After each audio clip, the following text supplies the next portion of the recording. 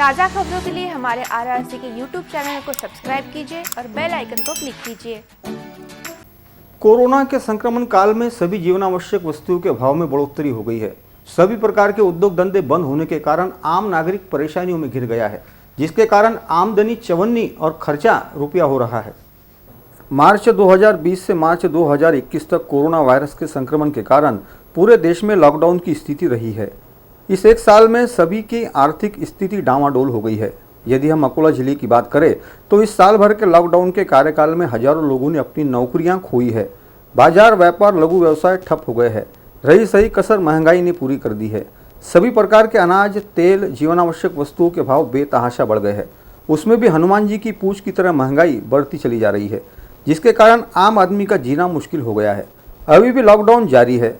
राज्य सरकार ने बढ़ते कोरोना के संक्रमण को देखते हुए फिर से राज्य में लॉकडाउन लगाने की चेतावनी दी है।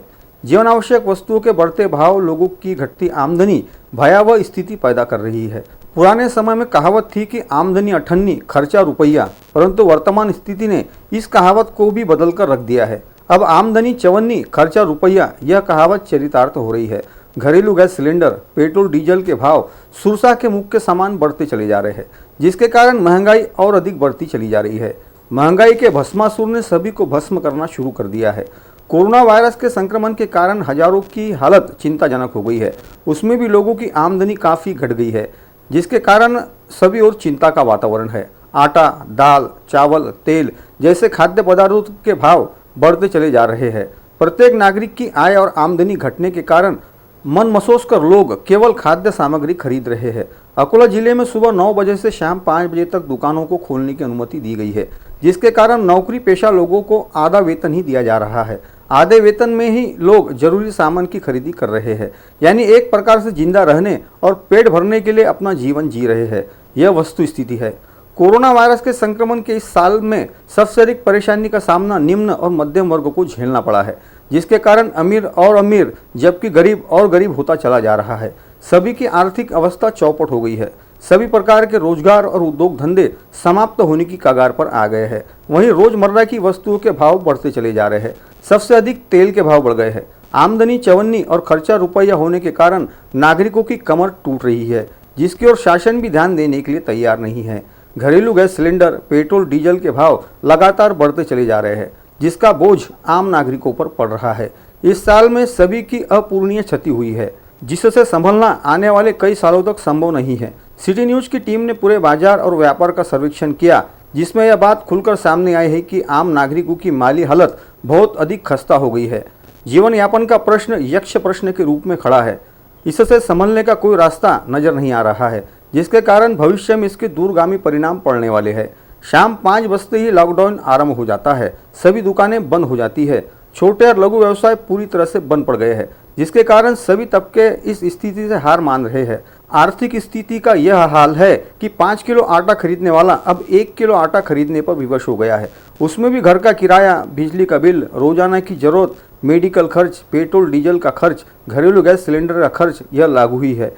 एक प्रकार से हम यह कह सकते हैं कि 90% नागरिकों की माली हालत पूरी तरह से बिगड़ गई है, जिसके गंभीर परिणाम भविष्य में सामने आ सकते हैं।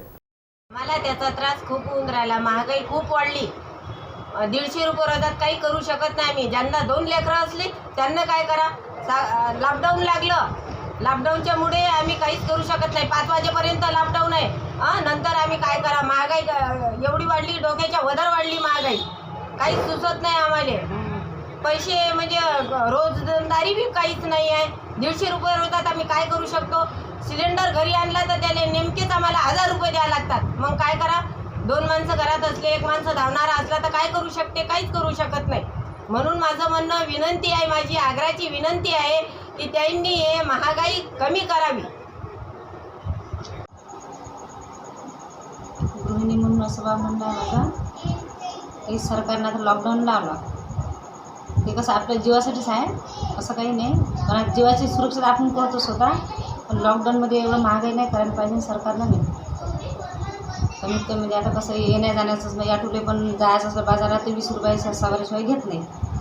कोणता भाजीपाला आणा ते 20 आणि 25, 30पर्यंतच भाजीपाला होते। डाळ आणि 5 रुपयाचं काहीच नाही आता भेटत।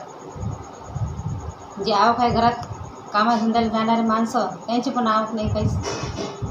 ठेवा की काही नाही स्वस्त झालं पाहिजे. भाजीपाला, ॲटोचं भाडं बिडं काही, हे कामाधंदे. सर्वसामान्य गृहिणी म्हणून मला फार काय म्हणता येईल की तडजोड फार करावं लागत आहे. कारण जिथे तेलाचा भाव 85 85पर्यंत गेला, त्याच्यानंतर आज तेलाचा भाव 128 135पर्यंत जाऊन पोचलेला आहे. तर गव्हाचे भाव वाढले, त्याच्यानंतर तुरीची डाळीचे भाव वाढले. तर मला असं वाटत आहे की हे आमच्या ज्या गृहिणीचं जे बजेट आहे, आर्थिक बजेट, ते पूर्ण हालून गेलेलं आहे.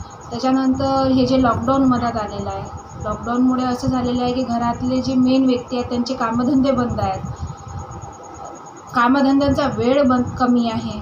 तर त्याच्यामुळे कुठेतरी आम्हाला फार जास्त तडजोडींचा सामना करावा लागत आहे. त्याच्यामुळे अडचण भरपूर येत आहे. गॅसचा भाव वाढला, जिथे गॅस 600-650च्या दरम्यान मिळायचा तिथे तो 800-900च्या दरम्यान मिळत आहे. त्याच्यामुळे आज आम्हाला पुन्हा चुला मांडायची गरज येत आहे की असं वाटत आहे की गॅसच नाही घ्यायचा, चुलीवरच स्वयंपाक करायचा. त्याच्यानंतर आता उन्हातान्हाचा तकलीफ होणार आहे. त्याच्यामुळे घरामध्ये लहान लेकरं आहेत, त्यांना पौष्टिक जेवण तर सोडूनच द्या, जे जरुरी आहे अन्न, वस्त्र, निवारा, या ज्या मूलभूत गरजा आहेत त्या मूलभूत गरजाच आम्हाला मिळणं मुश्किल झालेलं आहे. त्याच्यामुळे मला असं वाटते की सर्वसामान्य गृहिणी म्हणून मला अत्यंत हाल अपेष्टा भोगाव्या लागत.